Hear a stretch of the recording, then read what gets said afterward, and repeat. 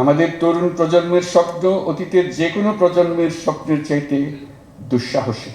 নতুন পৃথিবী সৃষ্টিতে তারা নেতৃত্ব দিতে চায়। সেই সভ্যতার মূল লক্ষ্য থাকবে পৃথিবীর সকল সম্পদের উপর প্রতিটি মানুষের সমান অধিকার নিশ্চিত করা। আসসালামু আলাইকুম। এই অনুষ্ঠানে আমাদের জাতির কৃতি সন্তানদের এখানে পেয়ে, তাদেরকে সম্মাননা দেওয়ার সুযোগ পেয়ে আমরা সবাই আনন্দে আপ্লুত। সবাই তাদের জন্য একটু জোরে হাততালি দিই সবার।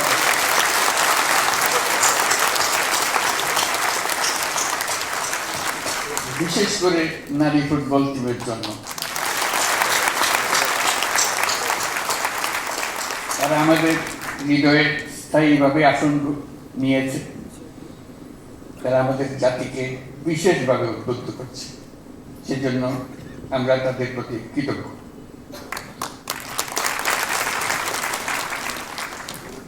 প্রিয় সুধীবৃন্দ, দেশের বরেণ্য ব্যক্তিত্ব যারা আজ 21শে পদকে ভূষিত হয়েছেন, তাদেরকে দেশবাসীর পক্ষ থেকে অভিনন্দন জানাচ্ছি। আপনাদের অবদানের জন্য জাতি বিশেষভাবে কৃতজ্ঞ। আপনারা জাতির পথ প্রদর্শক।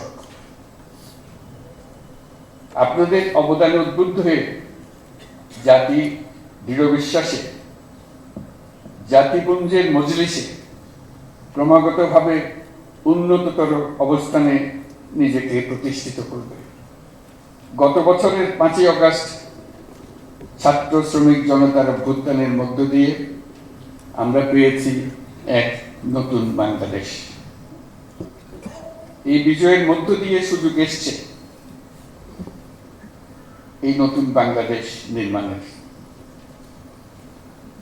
আজ এই পদক প্রদান অনুষ্ঠানে গভীর শ্রদ্ধা করে স্মরণ করছি দেশমাতৃর জন্য বিভিন্ন লড়াই সংগ্রাম, 52 ভাষা আন্দোলন, 71-এর মহান মুক্তিযুদ্ধ এবং 24-এর গণ অভ্যুত্থানে যে সকল সাহসী ছাত্র শ্রমিক জনতা প্রাণ বিসর্জন দিয়েছেন এবং আহত হয়েছেন তাদের সকলকে।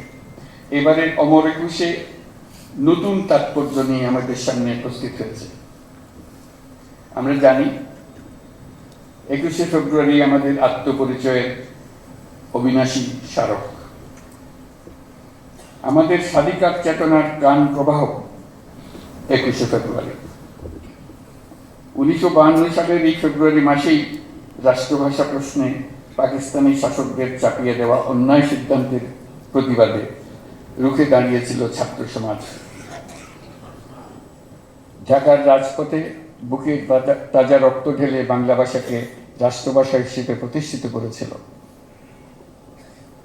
এই ভাষা আন্দোলনের মধ্যে দিয়ে আমাদের স্বাধিকার চেতনার এক অবিশ্বাস্য জাগরণ সৃষ্টি হয়েছে। আমরা এখন অতীতের যে কোনো সময়ের চাইতে বেশি শক্তিশালী, উদ্যমী এবং সৃজনশীল। আমাদের তরুণ প্রজন্মের স্বপ্ন অতীতের যে কোনো প্রজন্মের স্বপ্নের চাইতে দুঃসাহসী। তারা যেমন নতুন বাংলাদেশ সৃষ্টি করতে চায়, তেমনি একই আত্মবিশ্বাসে নতুন পৃথিবীর সৃষ্টি করতে চায়।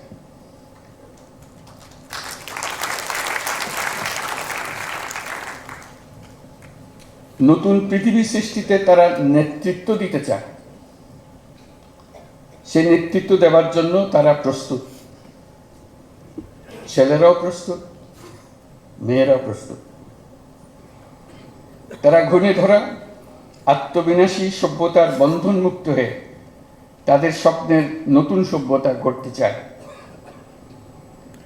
সেই সভ্যতার মূল লক্ষ্য থাকবে পৃথিবীর সকল সম্পদের উপর প্রতিটি মানুষের সমান অধিকার নিশ্চিত করা। প্রতিটি মানুষের স্বপ্ন দেখার এবং সেই স্বপ্ন বাস্তবায়নের সকল সুযোগ নিশ্চিত করা। মানুষের জীবনযাত্রাকে এমনভাবে গড়ে তোলা যাতে করে পৃথিবীর অস্তিত্ব কোনো রকমে বিঘ্নিত না হয় এবং পৃথিবীর উপর বসবাসরত সকল প্রাণীর সুস্বাস্থ্য নিয়ে বেঁচে থাকা কোনো রকমে বিঘ্নিত না হয়। আজ এই মহান শহীদ দিবস ও আন্তর্জাতিক মাতৃভাষা দিবস 2025 উদযাপনের স্মরণীয় দিনে আমরা জাতির এই স্বপ্নের আশু বাস্তবায়ন নিশ্চিত হোক এই কামনা করছি।